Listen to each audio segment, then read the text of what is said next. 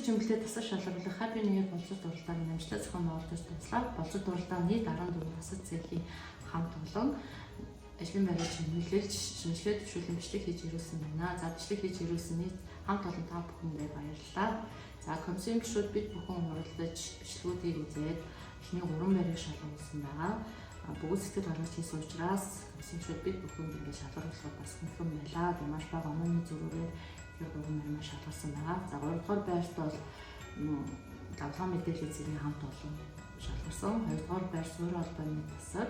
За 1-р байрт шугамын 1-р хэсэг болон мандал холбооны хэсгийн хамтарч хийсэн бичлэг маань шалгарсан байна.